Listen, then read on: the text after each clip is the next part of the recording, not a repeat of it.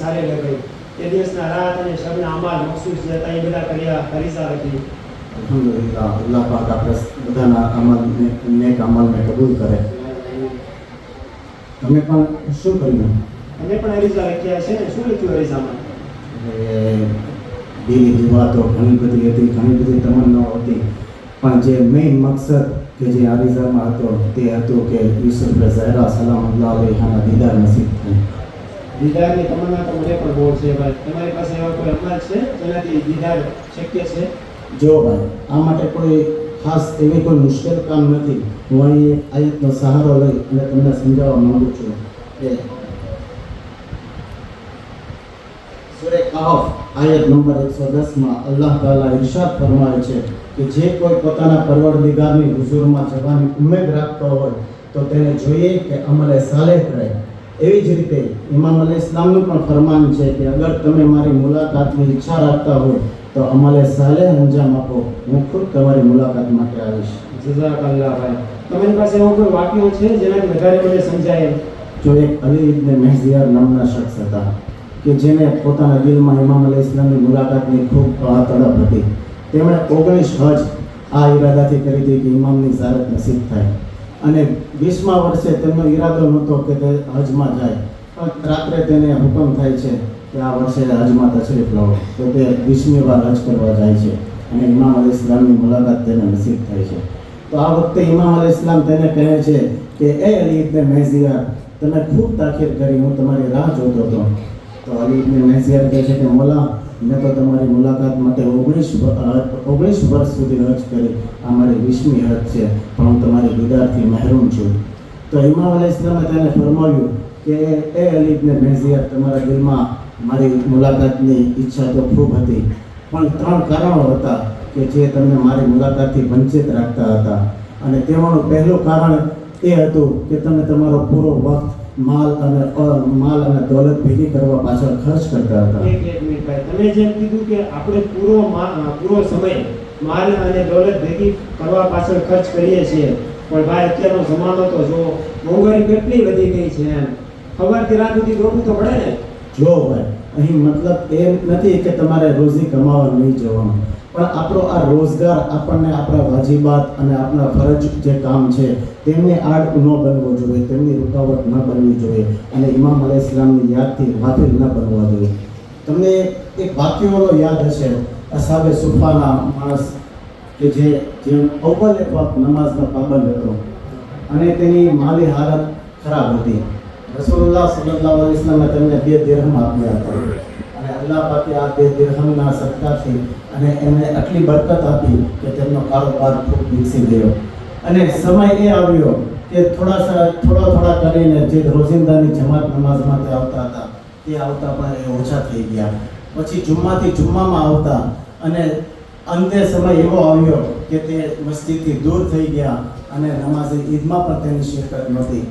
અને માલી હાલતને કારણે તેની ઉપર ઝકાત ફરજ થઈ. તો રસૂલુલ્લાહ સહાબાને ઝકાત વસૂલવા માટે મોકલ્યા, તો તેણે ઝકાત આપવાનો પણ એને ઇનકાર કરી દીધો અને કીધું કે આ તો મારી મહેનતની કમાણી છે.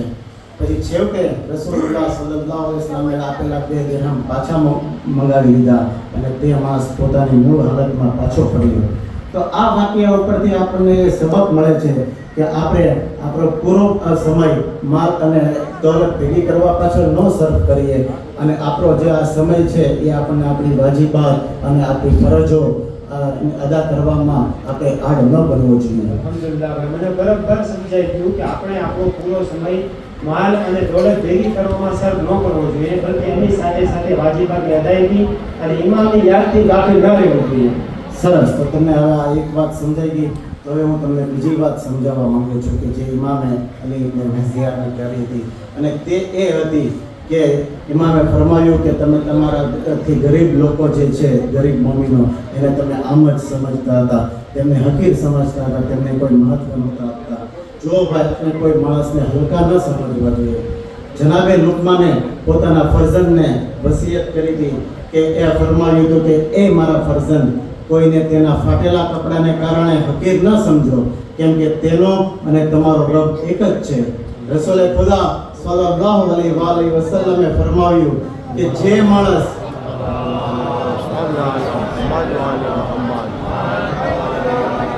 કે જે માણસ કોઈ મોમિન સ્ત્રી અથવા પુરુષને જલીલ સમજે અને તેની ગરીબાઈ અને નિર્ધનતાને કારણે તેને હકીર સમજે તો કયામતના દિવસે ખુદાવંદે આલમ તેને બે આબરૂ કરશે અને પછી તેને રૂસવા કરશે.